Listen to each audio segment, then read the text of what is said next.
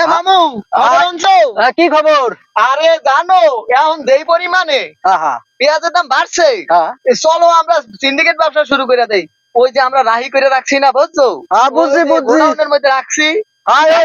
কি কয় ওইটার ওই ফ্রিজের নাম কি জানি ওইটার মধ্যে রাখছো? ওইয়ার মধ্যে রাখছি না, মোরা এখন ওইয়ার মধ্যে তোন পার করিয়া চলো আমরা ব্যবসা করিয়া দেই। তুমি কি ধান লইয়া আসো? ওরে বেডা, আচ্ছা আমরা পরে করবো। হন হন, এই ধান এই হলো স্বর্ণ স্বর্ণ।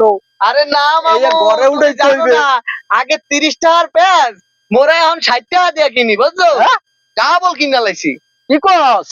এইটাই কথা। ওই যে মুই যে ফ্রিজে থুইছি ওই পেঁয়াজ বিক্রি করবো। ওই পেঁয়াজ লইয়া হো, লদি তোমার মামুটিও লইয়া হো। ল ল ল ল এখনই ল, মামুটিও লইয়া হো। সিন্ডিকেট ব্যবসা শুরু করে দেব। এখনই সিন্ডিকেট ব্যবসা শুরু করতে হইব। তুই মামু আর বাইক নাই, আমি আর মামু ধর্মু আর খামু।